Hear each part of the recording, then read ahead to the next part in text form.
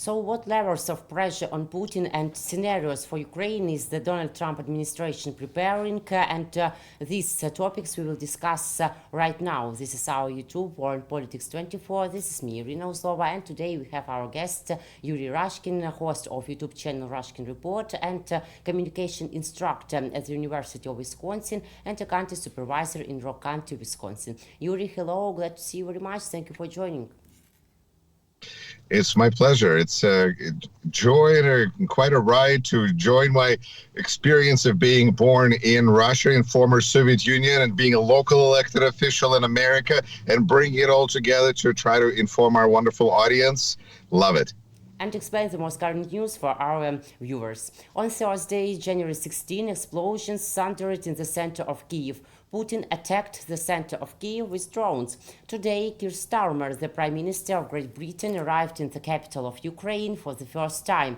And you know, Yuri, I thought that isn't Donald Trump afraid that if he doesn't stop Putin, then if he wants to visit Ukraine, he will become exactly the same target of aggression and attack by the Russian dictator?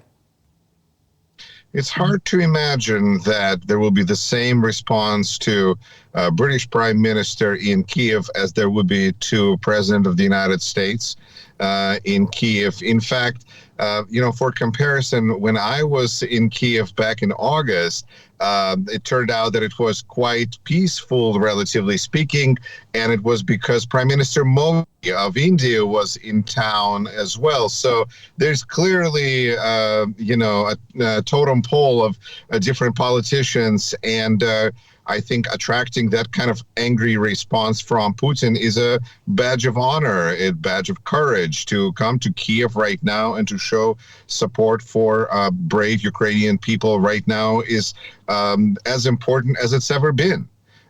As we see in the United States beginning about to have a drastic change of direction, I think for Ukraine, it's really important to see who are their friends right now, because I think friends are those that go to Kiev right now, in spite of threats from Putin's regime. So I think that this is a clear sign. Hopefully there will be many more other visits from other people showing their support, but it also highlights the difficult situation that democracies worldwide are in when we see that more and more strong men are trying to divide world into spheres of influence.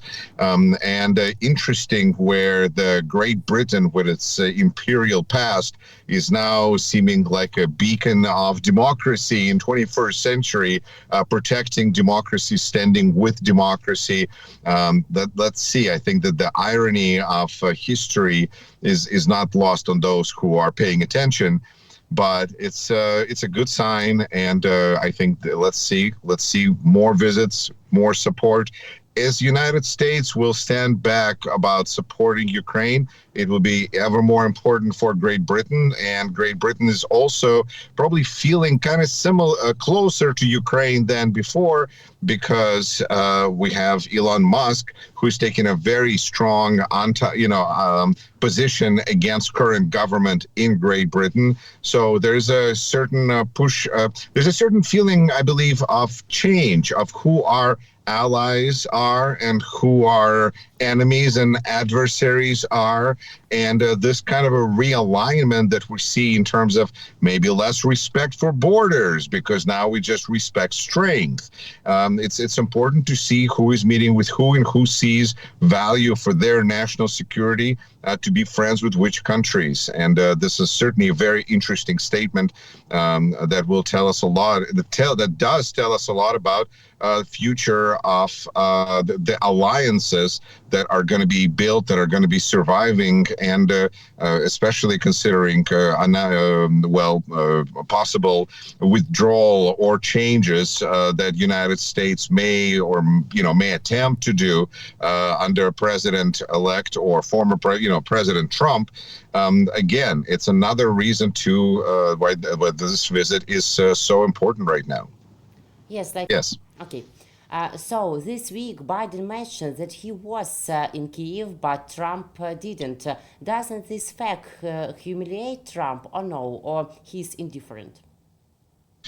It is an interesting question because I'm not sure that humiliation of Trump is what is desirable at this moment in order to get him to continue the policy that Biden embraced. I think one of the challenges right now for whatever was priority for Biden is to withstand the level of pullback that's now going to occur as the incoming Trump administration is going to look very hostile at anything that was supported by the Biden administration. So I think that there's already a level of not necessarily animosity or hostility, perhaps, simply from being towards Ukraine, simply because Biden chose to support Ukraine. Therefore, Trump was likely to not support as much. But Biden's as much, hopefully at all, will continue. But Biden's farewell address was interesting because I think, first of all, few people paid attention to a very thoughtful speech, which is kind of similar to Biden's administration. Because it was a very thoughtful administration with a lot of, it's more successful in terms of its legislative record than was expected, and really rose to the challenge of improving the economy and setting up the foundation for economic growth in the United States for many years to come. And yet the messenger himself ended up not being effective enough to deliver the message of how good his administration was for United States. And the speech was, I think, this farewell speech from the Oval Office was kind of a proof, another evidence of that, because a good speech, very well written as always, delivered. I am a public speaking instructor, so it's difficult, I think, to be an expressive speaker when, with advancing age. I think those are certain challenges that are going to be present there, but everybody ages differently. And I think that's why we have, election outcome that we do, in part. So President Biden's speech highlighted the dangers of the incoming tech oligarchy and a tech industrial complex, similarly to President Eisenhower, who, when he was leaving the White House, spoke about the dangers of military industrial complex. And then, I think war in Vietnam, for instance, as well as other wars that United States got itself involved in, was a proof of the importance that we need to pay and the attention we need to pay to the military industrial complex. That was absolutely correct, fair warning. So now we have President Biden that is warning us about both the influence and importance of technology and tech and AI, artificial intelligence, and how this is the race that the United States must win, which is absolutely true. But at the same time, it is also, he was also warning us about the dangers of what Ukrainians know more than most people, which is the dangers of oligarchy. And that is having a super wealthy person who is involved financially with the state, benefits from the state, influences the state, and essentially controls politicians that are beholden to that oligarch. And right now, it is a fairly new concept in the United States because Elon Musk has kind of suddenly emerged in this position. But this is a real, but interestingly enough, even Elon Musk has limits because while he is maybe an American oligarch, he's not necessarily Chinese oligarch because there he doesn't control the situation. So there's very specific American oligarchy that is emerging right now, combined with artificial intelligence and technology.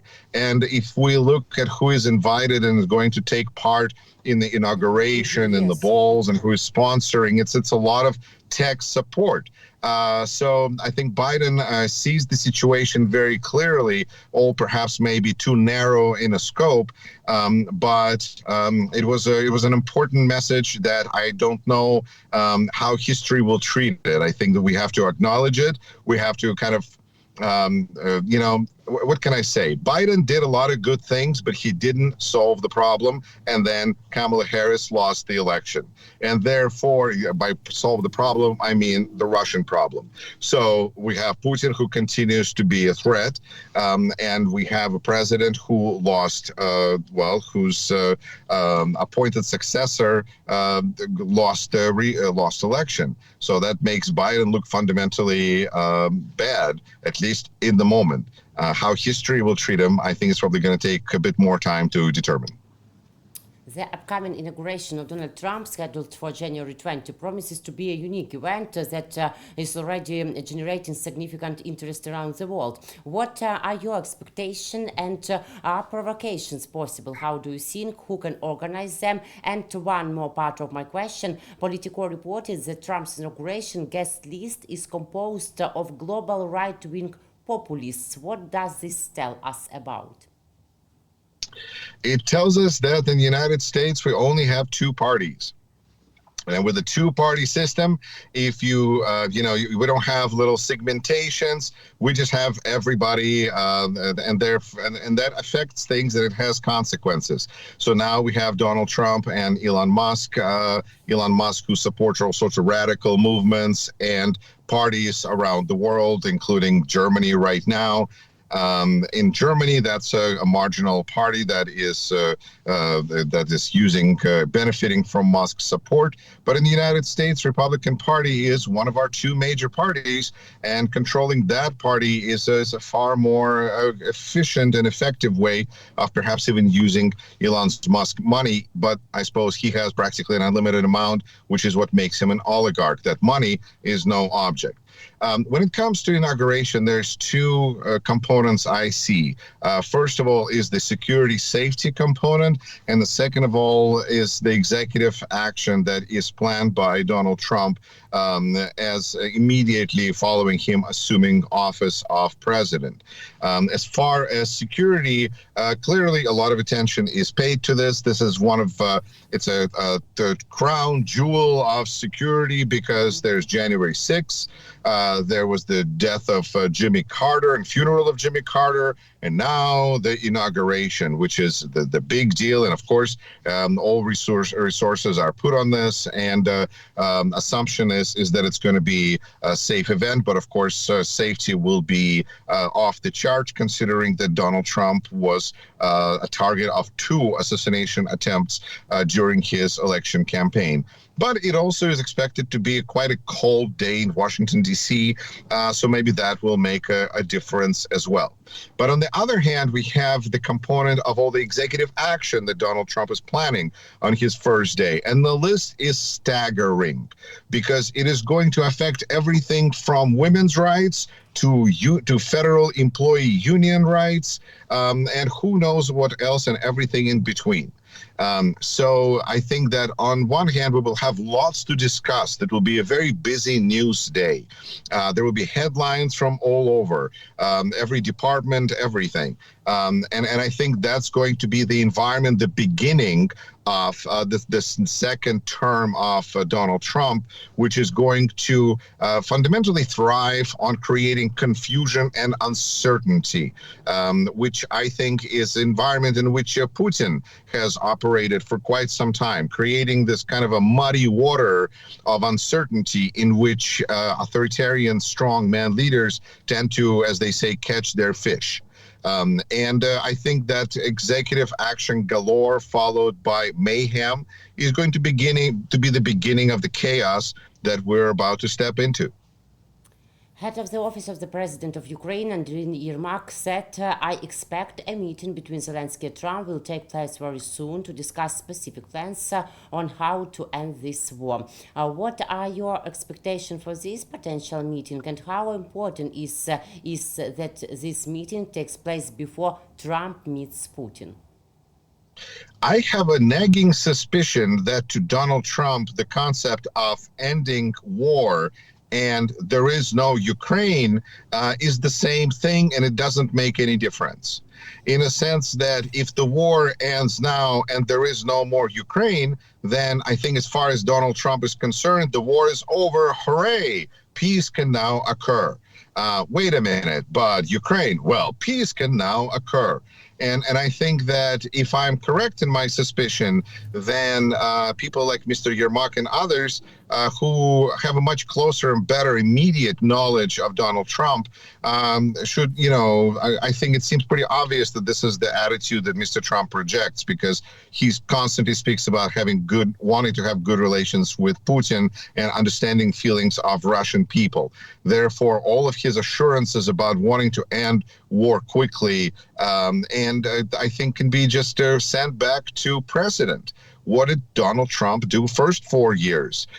First 4 years, he took our troops out of Syria, where we were working with the Kurds, and American troops left so quickly that there was still soda left in a refrigerator. There was a video I remember seeing on YouTube that showed that Americans have left, but there's still Mountain Dew sitting in the fridge. That's how quickly Americans can get up and leave when we're following orders. And according to Supreme Court, there is nothing illegal that president can do, apparently, or something like that. And we're also seeing that all sorts of secretaries that are being nominated by Donald Trump that are not going to object to anything he says. So this is a situation where Ukraine can be, of course, hopeful of Donald Trump's support. It's okay to be hopeful, but should not expect anything. Now, I have this, if we're going to talk about fantastical ideas, if we're talking about security warranties for Ukraine, why not just become, a state of the United States? Why not, because we're going to be living in this world of empires now. And Russian empire is growing, and America is going to be like, we want Greenland now, apparently, and Panama Canal. Why not have Ukraine take a radical approach to diplomacy and just apply to be 51st state? Because I think being part of NATO, if United States leaves NATO, it's uncertain. But being part of the United States, I think is probably a pretty good idea. On the other hand, considering that Donald Trump wants to have good relationship with Russia, it's crazy, but I hope we'll never see United States, apply to be a part of Russia. So this is going to be some interesting times that we're going to see, and I think that old solutions may not be no longer applicable, and it's going to take a lot of creativity. But hope that Donald Trump will have something good for Ukraine is a way to feel better in a desperate situation that Ukraine may find itself. But it ultimately is just not helpful, because when people voted for Donald Trump, they were voting to end help for Ukraine on at least a financial level, maybe spiritually, thoughts and prayers with Ukraine. But as far as financially sending money, or specifically weapons, because of course money for the most part stayed in the United States and was turned into weapons for Ukraine, that's over. So how that's going to continue forward, and what assurances can Mr. Yermak hope for from Mr. Trump after Mr. Trump stood in the way of Congress voting to help Ukraine with the last packet that was passed for $60 billion that was being held up in Congress for 6 to 8 months. It would be nice to see evidence from Mr. Trump of some kind of support for a solution that is going to respect Ukraine. But I think it's going to be very difficult to see that, because in the equation, in a view between Russia and Ukraine, I think Donald Trump just sees Russia as a strong man, and that's what gains his respect. So I think Ukraine somehow needs to work on projecting strength. And interestingly, in my opinion, I think Donald Trump has been quite successful in projecting strength, but by not agreeing. He's constantly being brought into court for throughout his career for not paying his contractors because he disagrees, and this disagreeing apparently has gotten him quite a bit, quite far in life. So maybe there's some lessons. But of course, if we know anything about Donald Trump and his approach to diplomacy, he will most likely attempt to make a deal with Putin behind Ukraine's back because it's just, I don't know, easier for him. But Ukrainian President Volodymyr Zelensky is confident that the United States, China, and the United Europe, that's what Putin fears. And Zelensky told in an interview with Polish media that Trump may put pressure on Russia. I think that President Zelensky is being a very optimistic politician, and I then at the same time understand him and say that this is a good thing to say, projecting confidence. And it's true that, Putin is concerned everybody gets together against him. That would be bad. It's also doesn't quite look this way. I think right now, the visit from Keir Starmer of Great Britain is a real show of support. And I don't think I know Donald Trump has never been, I don't know, well, at least in the last 3 years, he's definitely not been to Ukraine. And this is where Joe Biden is still ahead of both Putin and Trump, because Joe Biden has been to Kiev. I mean, Yuri Rashkin's been to Kiev. But where's Putin? Not working for him so well. Where's Trump? Not interested. I think that says something. And Keir Starmer, here he comes. Trump has figured out how to end the war in Ukraine with the help of sanctions. Bloomberg learned about two scenarios for U.S. actions. It is noted that Trump is considering two main approaches to ending the war: weakening sanctions or introducing other goodwill measures that may be useful to Russian oil companies. And the second scenario, strengthening existing sanctions in order to put pressure on Russia. Maybe first or second scenario, which is more realistic? I think you will choose first scenario. What gives you that idea? Yes, I think that our communication. Right. I'm like, yes. It would be nice if something was different, because President Biden is really leaving a lot of levers of power for the incoming administration and is giving them a lot of opportunities to apply pressure to Putin should they choose to. In fact, the list of sanctions has just grown. So clearly that is what the Biden administration thinks is going to get Putin to stop his murderous war in Ukraine. But on the other hand, the whole, if we look at President Donald Trump as wanting to have good relations with Russia, well, what would that take? Removing sanctions, returning Russian gold, restoring Russia to its not quite former glory, but to some kind of a respectable position, at least on the face of it, which is what Donald Trump was doing at the end of his first cadence as president, when G7 did not meet at the end because Trump he wanted Putin to be there. So I think that these steps have been consistent throughout his career, and he will look for ways to, it is consistent to expect him to make things easier for Russia as a way of persuading Russia to stop its murderous war. It seems kind of just strange if you say it out loud. If you think about it, like maybe we can just, pay this, more and more and more. And we see how different people deal with terrorists in different ways. But in this case, we see incoming President of the United States very willing to negotiate with essentially a terrorist. And it is disconcerting, but it also speaks of the situation that we have in the entire world, basically, when the world order, as we've seen it since World War II, is like going out the window, and we're seeing return of the age of empires. Then what was up is down, what was down is up. And now the United States clearly need to get to Greenland as quickly as possible because there is so much square footage of territory, which of course is apparently what has always been the most important thing. It's just we've been seeing things wrong. We thought that it's about quality of life for people, that people should live in whatever country better suits their interests. No, it's all about the size of your territory.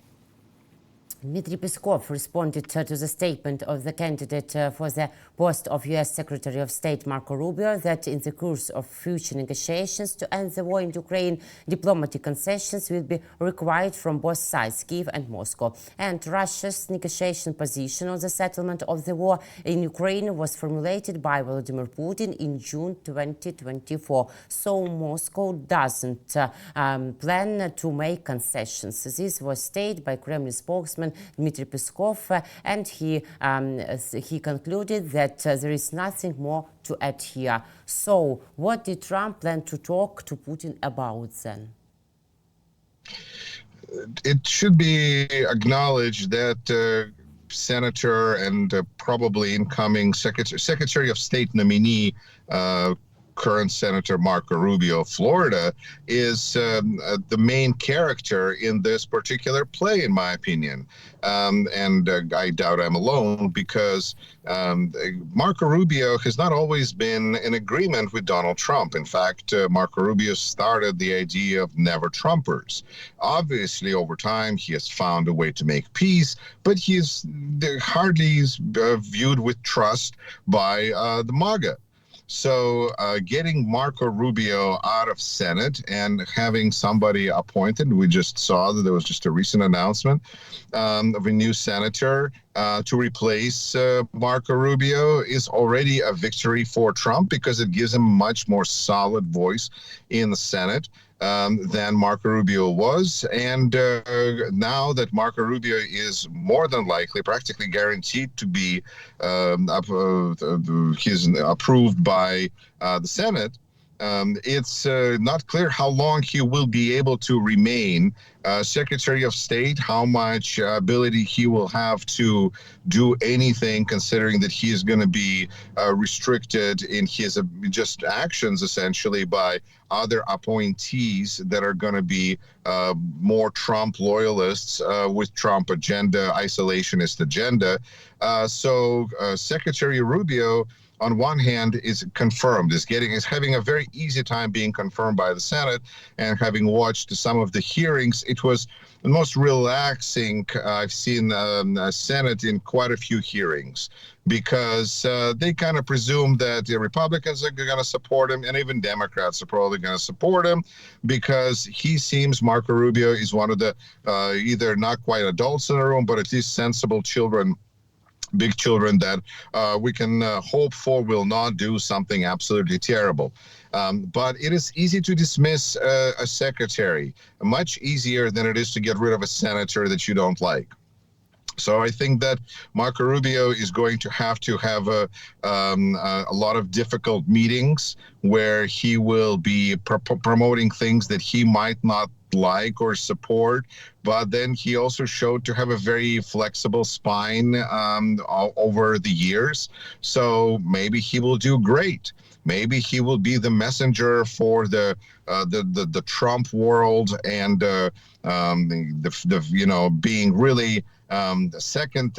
I think that Ukrainians actually know this pretty well, because I think that the State Department is going to change from the more polite Anthony Blinken mindset to, I'm guessing, more Lavrov, Zakharova, Russian kind of an approach of being more projecting strength through harsh language. I don't know if Secretary Rubio is going to be able to function if he's a transitionary figure in this kind of a slippery slope situation that already led the Department of Defense to be probably led by retired Major Pete Hegseth and a TV host. So I think that there's a certain slippery slope that we're going to be observing observing, and who is going to replace Marco Rubio and how long that's going to take. Perhaps it's a rush to judgment, but it's hard to imagine Mr. Rubio being there for a long time. And as far as policies and statements that he's making right now, he's doing his best to say what he feels Mr. Trump would want him to say.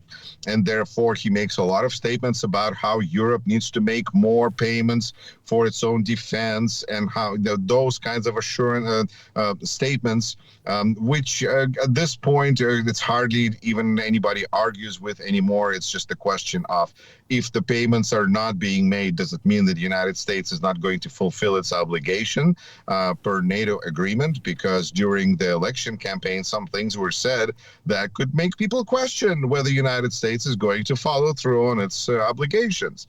And at that level, 5%, 10%, 2%, does it really even matter? So I think Secretary Rubio is going to have a very tough job defending policies he's not going to like, and taking blame for any failures, because, of course, Donald Trump is never wrong. So people around him will have to take blame for whatever is happening that doesn't go well. And this is going to be another story of how people trying to survive in the Trump world. But we will try to survive really in a different world. We can do it. Yuri, thank you very much for this conversation. We will meet after inauguration of Donald Trump, so in new world really, in all spheres, and we'll discuss these changes we are expecting now for. Thank you. Absolutely. The clock will strike midnight, and then we'll meet in a week and see what world we live in. Can't wait. But it will be interesting anyway. Thank you. For sure. Thank you. Thanks for all our viewers for joining to us. My name is Iryna Uzlova. This was Yuri Rashkin with me, host of YouTube channel Rashkin Report and Rashkin Report in English, communication instructor at the University of Wisconsin, and a country supervisor in Rock Country, Wisconsin. Thank you guys very much. Take care. Thank you so much.